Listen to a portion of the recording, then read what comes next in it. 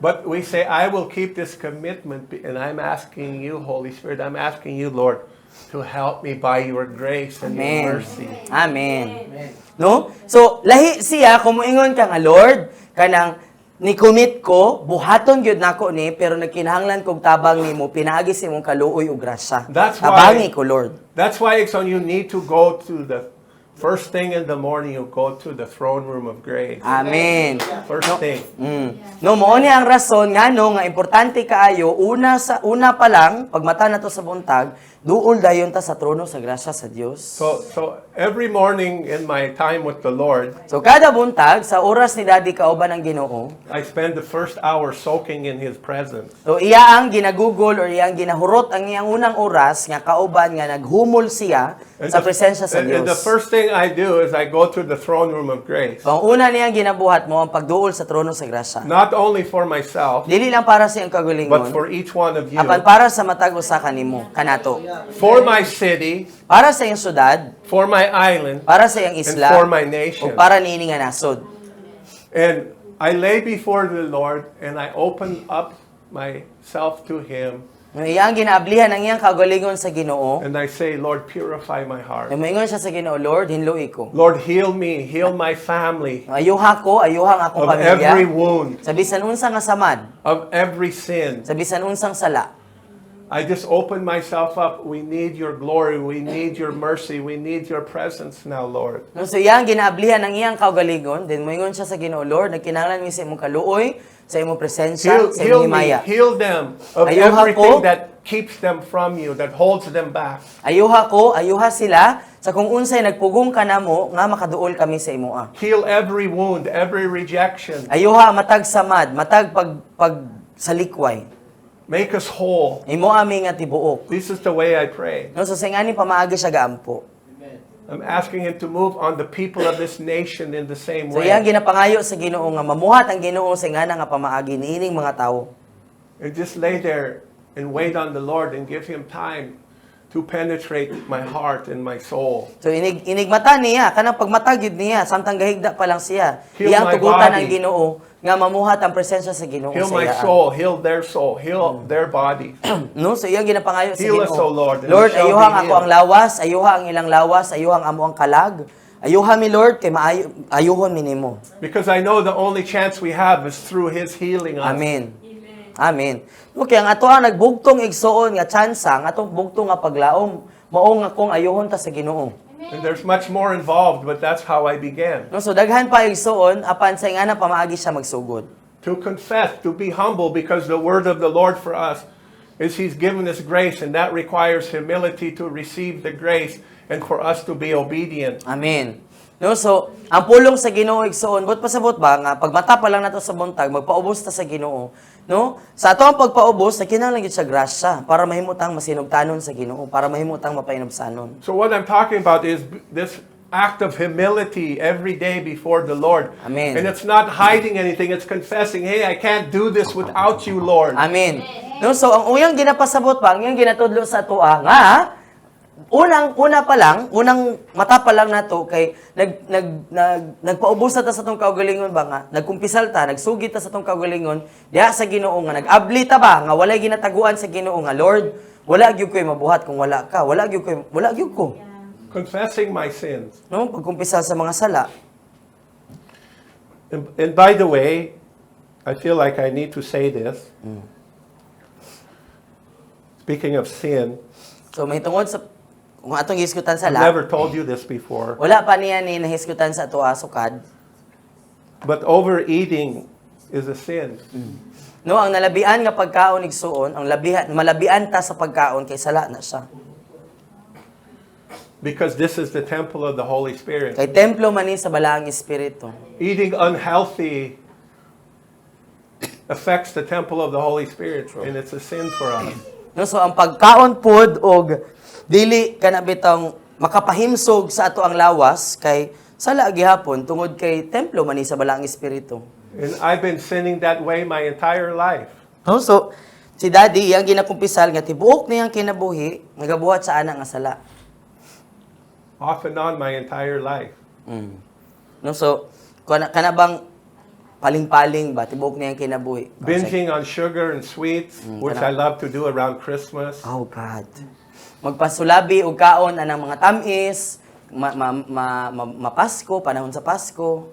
The reason that most people in the Philippines, what do they have? What's the number one thing you hear about all the time? High blood. High blood. Everyone's on high. Why? Because of their eating habits. True. That's why. Ngano nga daghan kayo mga Pilipino nga moingon nga high blood ko na maintenance tungod na sa to ang habit nato sa pagkaon ba, sayop nga mga pagkaon. And when you're young, Igsoon, you can get away with it. Oh my God, tinuod na siya igsoon, maminaw mo na ako, kay try ta na ako, no? Siyempre, pag bata pa mo, no? Pag bata pa, dili pa gid na nato mabati. But when you get older, Igsoon, your body can't handle that. Yes. No, pero pag moabot na ganita sa mga pangidaron nga nang agoy na ingana bitaw, dili na gyud na siya pwede. Unang kamo mga bata pa, ayaw na jud ninyo kuan. Why I Ayun ay pleaded, padayon. I pleaded with you parents, please stop giving your children sugar in the morning.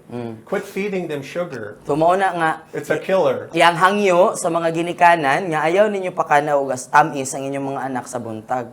Kay mo jud mo patay sa inyong mga anak. I understand it's easy just to give them a piece of candy. I understand that. No, so nakasabot si Daddy nga masayon gyud nga pakano ng bata tag mas nga makapuyo man gud ang bata pag naay candy, no? But it sets a pattern for their entire life that's unhealthy. Oh, pero basta man gud masugda na ang bata nga mukha og tamis mabuntag, pattern na siya di na niya maundangan hangtod sa mataychi siya. Sugar is a killer. It's an inflammatory, and it causes many sickness and disease in us. So ang asukal kay makapatay gid siya kay ngano, ang buhaton man gud sa asukal sa tuang lawas siya ang kana bitong hubagon, no? Mahubag na mga mahubag sa tong sulod sa tong lawas. So di gyud ka mabuhi og dugay. Diba? You understand? Bisan pag na I'm not sapatos. pointing fingers at anyone. Diba, Mother? Very good. Talking to all of us.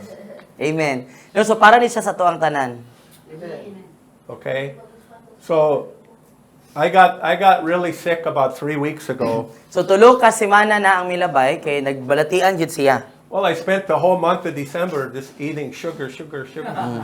No, so may resulta gyud tungod kay tibuok. And overeating. Tiaw mo na Everything that I love, everything that I want. Nothing, holding back nothing. Tibuok Disyembre kay nagpasulabi siya og kaon og tamis, dayon nagpasulabi pud sa kaon sa bisan unsa iyang gustong kanon.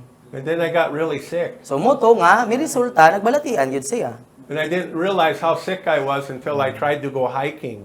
Dayon ayha niya nakita nga hala galain na gyud akong ginhawa. Ayha niya nasabtan nga dili na gyud okay iyang lawas katunang nanaka na mi og linabo. The last Friday, a week ago, like 9 days ago, Ito.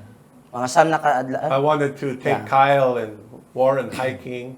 gusto Kyle wasn't here, Gusto unta dalo ni Daddy si Warren og si Kyle but mag-hiking. some of us Wala went si Kyle. hiking. Yung uban namo na naka. And I've been on that hike 2 or 3 times. 3. Yeah, 3. What do you say, Danny? 2 or 3? 3? 3? 3 na call.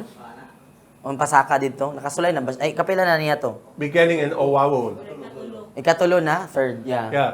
So the first time I took that hike, it was so horrible that I said to Danny, I'll never do that again because I almost died. Una na mong saka dito. Gikan mi sa Uwawon, patsaka sa Linabo. Because I was in bad Ana na gyud shape. siya. Ni ana na gyud siya nga di na gyud ko mabalik diri kay himalat yun siya. Mura siya mamatay daw. The second time I did it, it was easy. No, ay kaduha na yang saka sayon. I had been fasting for months, Nagpuasa taking man to care of siya. myself, Eh, abot pa sabot, may pagatiman sa kagalingong lawas ba? walking for 2 hours a day every day. Kada adlaw siya mag-walking, So it was much, 2 ka much oras. easier. So, masayon. But this time, I started walking up the road. I wasn't even on the road, and I already noticed how tired I was. I was like, oh my So, God. napagyud mi sa My legs ubos. are so tired, my lungs. Napami sa ubos, nakaingon na gyud siya nga, galain na iyang ginhawa, galisod na siya ginhawa, iyang baga, murag di na kaginhawaon. We didn't get very far, and I realized there's no way.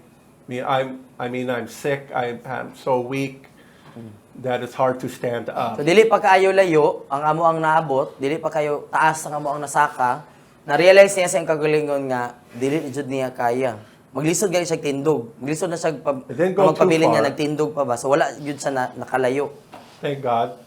Praise God. But Danny had to help me down. So ninaog siya balik, pero gikuyugan siya ni Uncle Danny.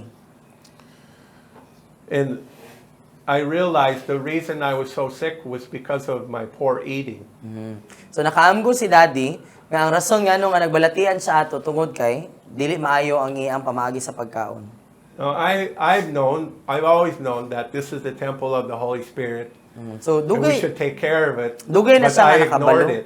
Nakabalo siya nga kining lawas sa templo sa Balagi Espiritu. Pero iya rang gibaliwala. And I paid a heavy price. No, I so- could get away with it when I was young. No, so nagbayad yun siya og kanang dako-dako nga kantidad. But pasabot nagbalatian man siya. No, siyempre pag batanon ka, wala pa gyud na, wala pa bation. But the Lord, I feel really impressed on me that you're sick because it's your fault. So nabati gyud niya nga You sinned against me. ang nabati gyud niya nga ang balang espiritu naghahatag niya og conviction ba nga mo na nagbalatian ka kay nakasala man ka sa ako ah. You've been sinning Sala- against me for years. No pila na In katuig. this area. Pila katuig na ka nga nagapakasala batok nako niini nga I dapat. didn't want to give it up. No kay dili man siya ganahan o dili man siya ganahan nga buhian na. I know it's wrong. So kabalo siya nga sayop. I hope this encourages you. So nang hinaot siya nga nakadasig ni. Let's go. Okay? To eat healthy. To No, take nga- care of your temple Amen. of the Holy Spirit. Amen. No nga mukaon ta og kanang makahinsog bot pasabot dili sa tanang panahon ginamos bulad ug uyap. Okay ba? So I quit eating sugar 9 days ago, and I've quit sugar many times. No so na kanang samkat adlaw na nga iyang giundangan ang asukal. I'm fasting for the next 10 weeks. Dayon sa musunod nga mga pulo ka mga semana kay nagpuasa siya. That doesn't mean I don't eat. It just means I eat very little. So dili bot pasabot nga wala siya gikaon apa nagkaon siya ginagmay. But already in 9 days, I feel very much better. So sa siyam nga adlaw nga milabay kay nindot na ang iyang paminaw nabati niya ang kalainan. I'm going to get my strength back, and we're going to rebuke that mountain once again. Yes. Rebuke that mountain. Kana pong dili lapok be. Dili matangtang akong mga kuan tuhod. No, so, We're going to cast that mountain into the sea. pag okay na, yes! Kinahanglan tama ni Malos, anang abong to, dad, kaya hapit matangtang akong mga tuhod. Yes. This year, Hallelujah. God is calling all of us into maturity on a higher level of our walk Amen. with Him. Amen. Amen. No, so karong tuiga igsoon ginatawag ta sa Ginoo nga mas taas nga pagkahamtong. Hallelujah. Salvation means that we are brought to the place where we are able to receive something from God on the authority of Jesus Christ, namely forgiveness of sin. Hallelujah. So ang kaluwasan nagpasabot nga kita gidala sa dapit diin nga kita makadawat og usa ka butang gikan sa Ginoo pinaagi sa awtoridad ni Jesucristo ug mao kana ang pagpasaylo sa mga sala. Hallelujah. This is followed by God's second mighty work of grace, an inheritance among those who are sanctified. Kini sundan kini sa ikaduha nga gamhanang buhat sa Dios nga buhat sa grasya sa Dios mao ang pagdawat og panulundon para sa mga gibalaan. Hallelujah.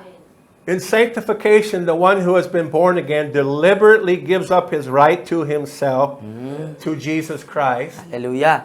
So buot pa sa butigsoon, diha sa pagkanilain o sa pagkabalaan, kadtong natawo na pag-usab kay iya gayong itugyan ang iyang kaugalingon, ang iyang pagbulutan sa iyang kaugalingon ngadto kang Hesukristo, That's our part. no? So mao ni siya ang ato ang parte, mo ato ang trabaho para sa ato kaugalingon. That's only our decision to make. God can't make that decision for us. So No, so kana ang desisyon nga gipangayo sa Ginoo sa atoa. Kay dili ang Ginoo maoy magbuot sa atoa kung itugyan ba nato tong kaugalingon sa iya. Kita mo'y magbuot. in, Kita mo'y in moingon. sanctification, it means that you're willing and you say to the Lord, and you practice as a lifestyle. I give up all my rights to do what I want. Tinuod. No, subot pa sabot daig soon ang pagkabalaan dili siya automatic nga proseso nga mahitabo sa usa ka Kristohanon. Mahitabo ra siya kung ato ag yung tuyoon nga kita mismo Moingon sa Ginoo nga, Lord, ako ang isip nga estilo sa pagkinabuhi ba nga kada adlaw moingon ta sa Ginoo, Lord, ako ang ginatugyan ng akong kinabuhi sa imo. Ikaw na magbuot sa ako. That's what's missing with the average Christian. Mo na siya'y kulang sa kasagaran nga mga Kristohanon. I give up my right to make a pig of myself. No nga, yes, that's true. No, ato adi ay nga himuon nga commitment ba nga, Lord, ako nang buhian ang ako ang katungod sa akong kagalingon nga himuon kong baktin karong tuiga. Yes. Are you willing, Ixon, to Bahalag give lisod up ka. your rights, all your rights to Jesus and Amen. say, not my will, but your will be done? Amen. No, mas sinugtanon baka igsuon nga imo ang buhian, ang imo ang katungod. Isip nga tawo kang Hesukristo. Nga moingon ka nga, Lord, sukad karon ikaw na ang magbuot sa akong kinabuhi. Ixon, if you've been walking with the Lord for a while, you understand it's something you have to do every day. Tinuod yun. No, kung Every taod day. og kung taod-taod I na give ta, up my rights today. no, kung taod-taod na ta nga nangalagad sa Ginoo, kanang medyo taas-taas na nga to ang relasyon sa Ginoo kay no siguro karon nakasabot na gyud ta nga kada adlaw gyud ay ta nga dapat nga mubuhi sa tong kagulingong pagbulutan sa That's Ginoo. why Jesus said, pick up your cross daily and follow me daily. No mo nang si Jesus daily. nagingon nga ato daw kada adlaw gyud siya nga pagpunit sa ato ang pagpasan sa tong krus ug pagsunod kang Hesukristo So kada adlaw. we must deliberately give up our right to ourselves, to Jesus, and identifies himself entirely with God's ministry to others. Hallelujah. No, so kinahanglan di ay nga kung kita naluwas na ato agyud nga itugyan ang atong kagulingong pagbulutan sa atong kagalingon ngadto kang Hesukristo ug atong ilhon siya ang atong ilhon ang atong kagalingon nga usa na kita diha sa Ginoo nga buluhaton para sa uban. But pasabot kanang panalangin na kita para sa ubang mga tawo. This is what it means to be a disciple of Christ. No, so ing-ani ang itsura kung mahimutang tinun-an ni Kristo. So, Ixon, do you see the value in this small teaching? Yes, tinuod yun. So makita ba nato igsoon kung unsa ka importante bisan gamay lang siya nga pagtulunan. Gamay lang siya nga Does it- devotional ba? Does it challenge you? No makasagit ba siya sa imo ah? Makasagit, makahagit. Madugsak ka. This is why I ask you to please go every day. Go back, if you haven't read 1 through 11, go back and read it. So kung wala pa ta kabasa, no? Kung wala pa ta nakabasa sa Facebook page igsoon, kung gikinahanglan nga magsugod ta sa January 1 nga devotion, sugdan nato basa. Get caught up. Today is the 12th. Amen. Tapos kanang sabay ta ba? No mo sabay ta kada adlaw. Ay mo ade. Tell your boyfriend to quit calling you. I told you. Alam mo, syukid ta siyang kung na kay Lord boyfriend. Jesus, help my kids. I believe if we're willing to do this each day, it's really going to make a difference to help us to mature this year, Amen. to apply it. So nagatuo si Daddy Igsoon nga kung musugot ta ba, kung mahimutang masinugtanon nga basahon ni kada adlaw nga devotion kay makatabang gyud kayo sa tuwang kinabuhi. Kung natay ma-aplikar ba? Wala man tay i-apply kung wa tay gibasa, no? Okay, Ixa on. Praise the Lord. Okay, so John Michael sent me the latest prophetic words for 2025. So naay bag-o nga propesiya Igsoon para sa tuig nga 2025. It's through the Worldwide Apostolic and Prophetic Council. So ang naghatag ani katong naghatag pod og propesiya katong panagtigom sa mga propeta sa tibuok kalibutan ang tawag sa ila kay Apostolic Council of Prophetic Elders. And I've asked Ruby to share that with you today. So si Ruby ang mag-share sa ato ana karon. Yay. And I want you to notice So gusto niya nga atong bantayan how much of what they're emphasizing that God has already led us to that begin. is true. Tinuod jud. No nga gikan niini nga propesiya makita nato ba nga daghan sa ilaang mga gipang propesiya kay gisugdan na sa Ginoo sa atoa. I believe that we're on track, Igsoon. Amen. So nagatuo si Daddy nga naagyo ta sa insaktong dalan. Okay, and after Ruby reads this to you, I would like to expound on it. Na human basahon kini ni Ruby kay gusto niya nga mas ipalapad. Ano sa naman?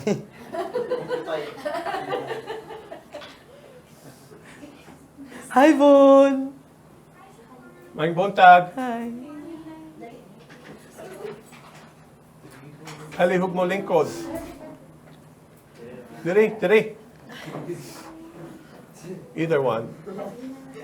Okay, Ruby, you ready? Andam na kabe? Agam na ka? Kala. Kini imong gamiton okay para kuan. I want you to pay close attention to Okay, this. paminawan ninyo tarong igsoon ha. So, Go, girl. pulong sa Diyos alang sa 5785-2025. Ang pangtibuo kalibutan nga pagbag-o. Mga oportunidad alang sa pag-ani og personal og nasudnong mga pagpanglihok sa kausaban. Mao kini ang ika-25 nga panagtigom sa Apostolic Council of Prophetic Elders o ACP. Kutob sa among nahibaluan, ang ACP mao ang una sa iyang matang sa kalibutan o Apostolic Council of Prophetic Elders og sa pagkasigurado ang pinakanagmalungtaron.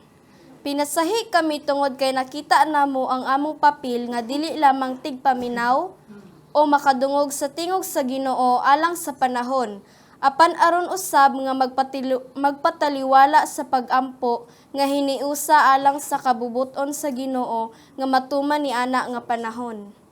Mi-contribute usab ang mga miyembro sa Global Prophetic Consultation, apil ang daghang mga propeta sa lain-laing mga nasod nga nagkatigom sa milabay nga 7 ka mga tuig dinhi sa dapit sa Dallas.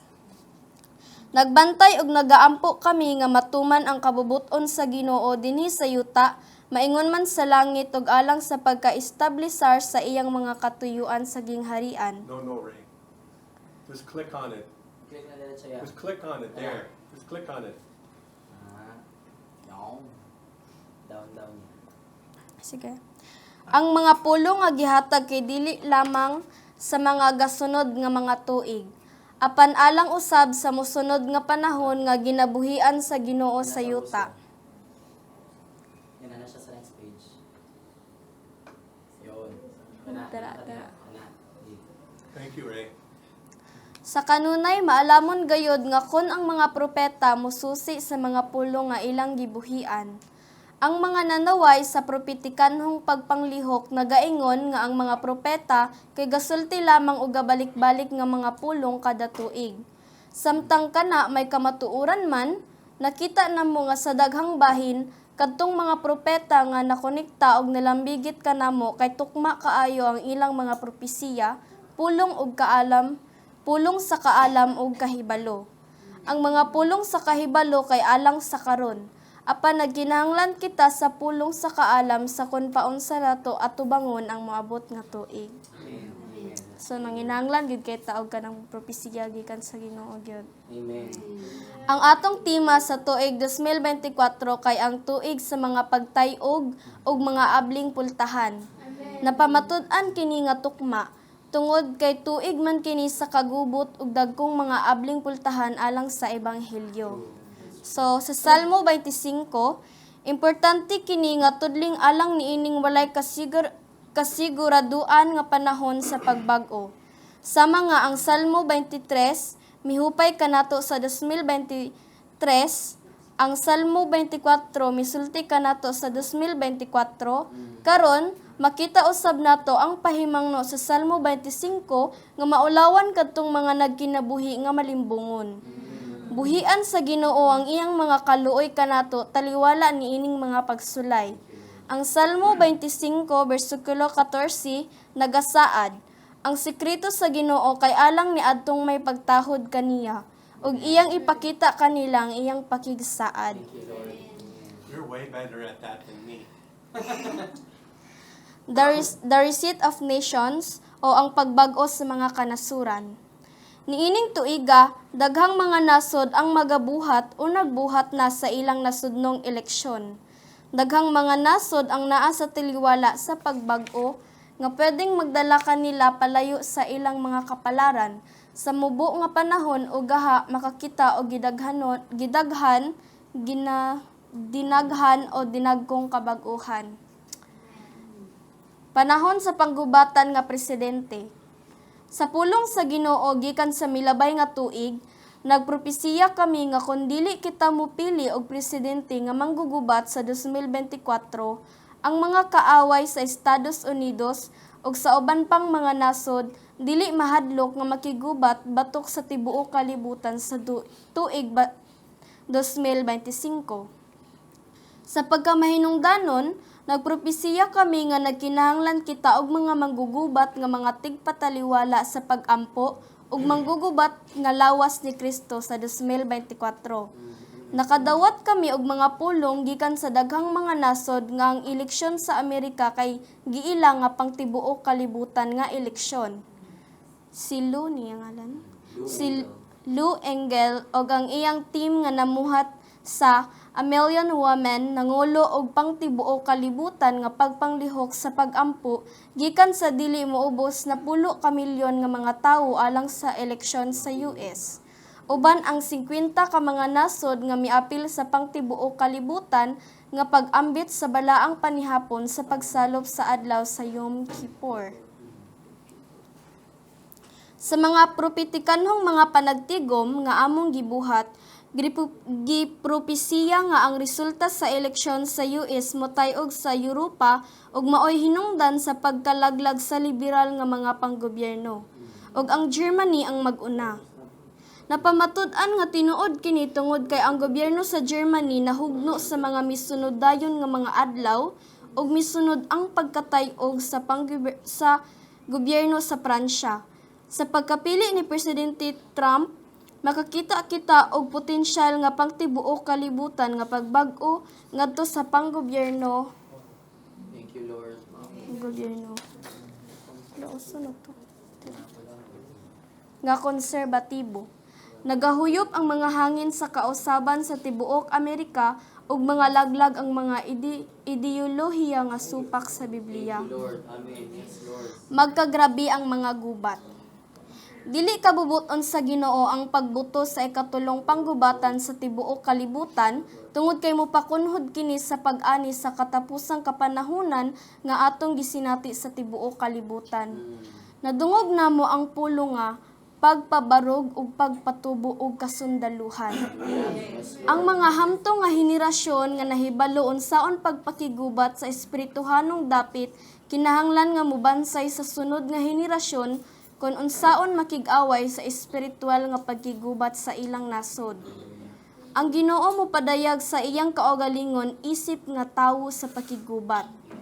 Exodo 15 verse 3. Og isip nga pangulo nga agalon sa mga manulunda. Josue 4 verse 15. Sa 2024, nagpasidaan kami gikan sa Mateo 24 verse 7, ang mga nasod mo barog batok sa mga kanasuran. Kining bag-ong kasundaluhan sa Ginoo mailhan tungod sa pagpanglihok niini sa pagdayig tungod kay aduna kini pagpanabot sa pagbalik sa 24/7 nga tabernakulo ni David. Amos 9 verse 11. Mubuhi ang Ginoo og mga plano sa panggubatan aron masayod kita unsay buhaton. Lord. Dakong Yahweh ang pagdayig. Amen. A biblikal nga pagsabot sa syagit sa hari isip nga proteksyon batok sa yawanon kay pagagamiton isip nga hinagiban sa pakigubat sa pagpataliwala sa pagampo sa bag-ong mga ang-ang. Makakita kita og paghupay sa lain-laing mga pagubat samtang may mga mutungha usab nga uban.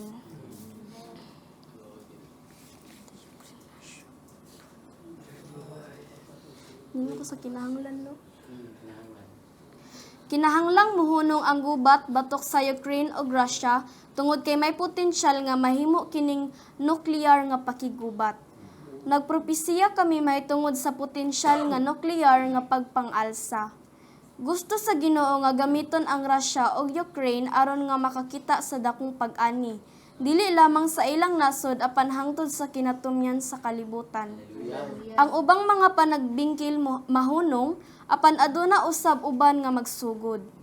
Naa sa dakong kakuyaw ang Europa ug Taiwan. Ang mga espiritual nga mga manggugubat kinahanglang dili manapol. Kinahanglan silang magpabilin sa paril. Salmo 18, versikulo 34. Mga tuig na ang milabay, sa wala pa ang Brexit, nagpropesiya kami nga mabungkag ang EU ug wala pa kini nahuman. Gusto tay ugon sa Ginoo ang istruktura sa EU aron buhian ang paglihok sa Ginoo sa tanan niining mga nasod. Pagpatuman sa kadaugan. Klaro ang pulong sa Ginoo. Kinahanglang dili kita muhunong sa pag-ampo sa espirituhanong pakigubat alang ni Presidente Trump ug sa ubang mga nasod. Nasayod kita nga dili siya Ginoo ug pangulo nga may kapakyasan. Kritikal ang pagpatiliwala sa pag-ampo alang niya ug sa mga tawo nga nagpalibot niya. Alang usab kini sa tanang mga nasod. Nakadawat kami og seryosong mga pasidaan sa potensyal nga pagkahugno sa ekonomiya sa US ug sa uban pang mga nasod. Ug daghang mga pagpataliwala ang kinahanglan alang sa pagbag-o sa ekonomiya. Ang Ginoo lamang ang makapahitabo niini. Nganong naaman ang pagtutok sa US? Dili kini tungod sa espiritu sa imperyo o pagkagamhanan. Apan kun mahugno ang ekonomiya sa US, ang mga nasod sa kalibutan malaglag sa kaguliyang sa ilang mga ekonomiya. Ang sugilanon ni Esther kay usa ka maayong pananglitan sa usa ka nasod nga naluwas gikan sa plano sa kaaway nga laglagon kini.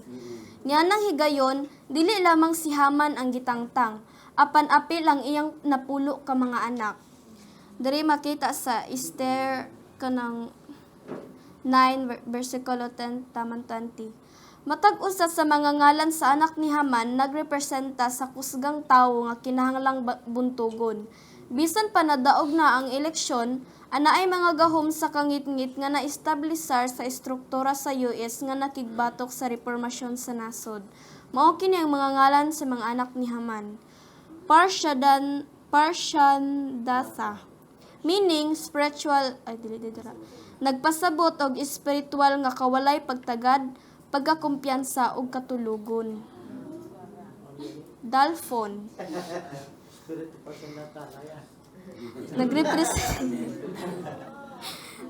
nagrepresenta sa relihiyosong espiritu nga may porma sa pagkadiyosnon apan nagsalikway sa gahom.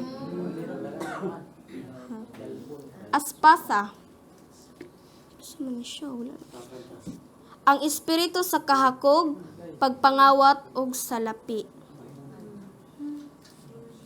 Number 4, Porasa, espiritu ni Jezebel. Adalia, espiritu sa Leviathan nga migamot sa garbo, pagka-arogante ug rebelyon. Number 6, Aridasa, espiritu sa pagbutang-butang, pagsakit ug sayop nga mga taho, ilabi pa man sa media. Parmashta, ang espiritu sa pagkabahin-bahin. Number 8, Arisay, espiritu sa pagpamarang o pagkawakwakon ug sa mga kulto.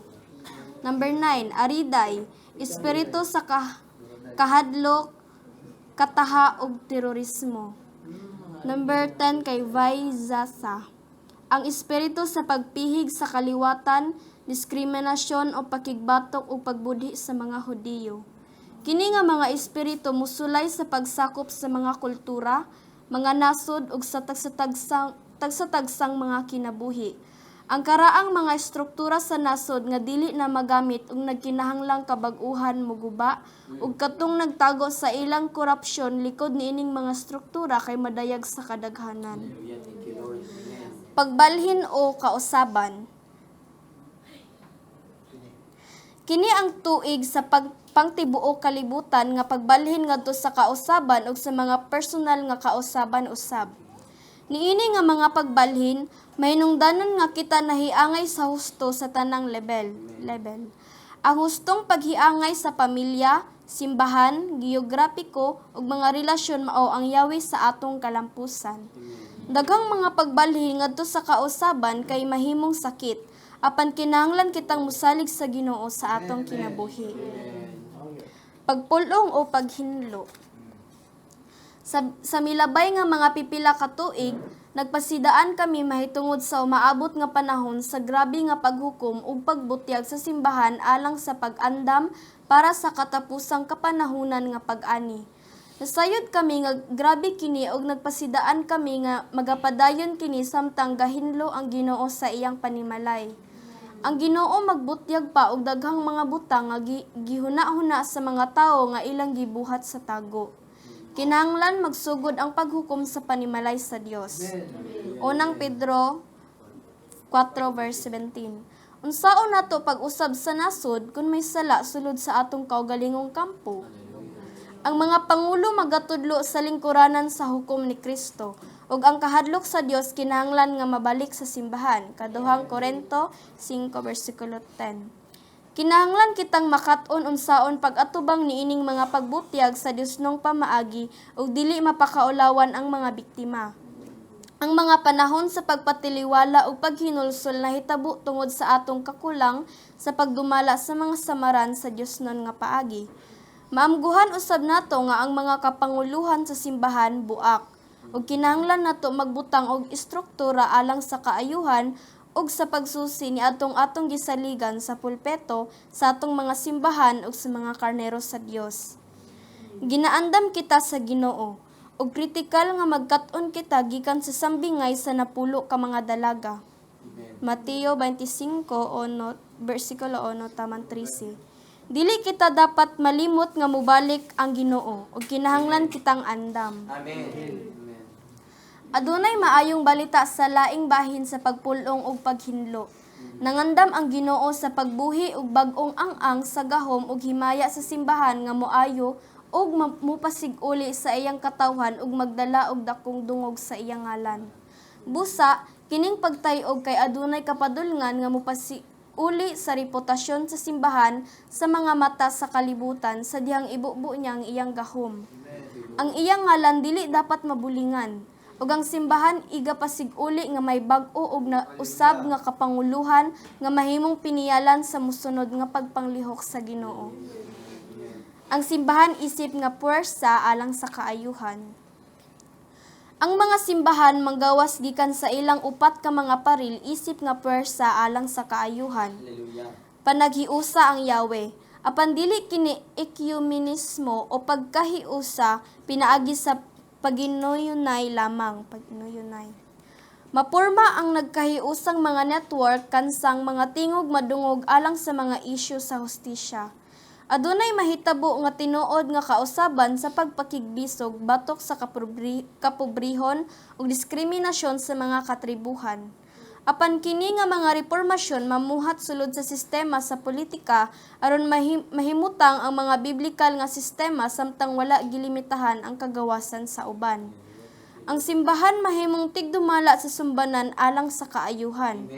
Adunay mahitabong pagkapukaw sa arts, musika, media ug sa mga kalingawan uban sa bag-ong entrepreneurial nga mga grupo nga mahimong kabahin ug malambigit sa mga universidad. Ang simbahan makakita nga anaa siya'y dapit sa edukasyon ug sa pagdisipulo sa kanasuran. Amen. Mailhan ang personal ug nasudnong pagdisipulo. Ang Italia adunay dakong parte sa pagkapukaw. Ang Australia, bisan pa man daw makita nga adunay dakong mga hagit, kay mupapas sa ilang pagbudhi sa mga Hudiyo ug makabaton og konserbatibong reformasyon. Ang supernatural nga simbahan. Ang Ginoo nagsulti sa daghan sa atong mga propeta nga panahon na nga musaka pa paitaas. Amen. Kinahanglan kitang makabaton og bag-ong ang-ang sa pagpadayag nga gikinahanglan aron makita nato ang atong dalan sa unahan sa makuyaw nga mga panahon. Makabaton kita og kahibalo nga ginasinggit lang sa uban. Mas mudaghan ang supernatural nga mga panagtagbo inubanan sa mga pagbisita sa mga anghel ug mga damgo. Ang Ginoo mobuhi og daghan pang mga pagpanglihok sa Ginoo nga may dagkong manifestasyon sa iyang gahom nga moresulta sa paghikap sa Ginoo sa mga rehiyon. Ang moresulta mao nga molabaw pa kini sa mga nauna pang pagpanglihok sa Ginoo sama sa Azusa ug uban pa. Adunay mahitabong bag-ong Pentecostal nga gahom nga modagayday sa tibuok kalibutan. Amen. buhian ang grasya. Sir. Lapas na kayo. You went too far, Ray. Lapas na kayo. Yun. Taliwala. Taliwala sa mga kagubot, ang Ginoo mubuhi og makaluwas nga grasya sa iyang katawhan. Ayang pulong nag-ingon, igo na. Supisyente ang akong grasya alang kanimo. Ikaduhang Korinto 12 versikulo 9. Nasayod ang Ginoo sa dakong pagduot nga napailaluman sa iyang katawhan ug nagabuhi siya og bag-ong sukod sa grasya alang kanato. Nasayod ang Ginoo nga ang mga panahon nagkalisod ug dili na matagna.